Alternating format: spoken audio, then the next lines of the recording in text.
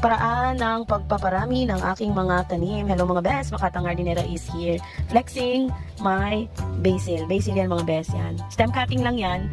Dadami na yan. Nilagay ko sila sa potting mix na merong coco peat, carbonized rice hull, vermicast, and rice hull. Yan. Tapos nilagyan ko rin ng konting perlite yan. Kasi based dun sa nabasa ko, nakakatulong din yan para mag-store ng moisture sa ating potting mixture. Yan.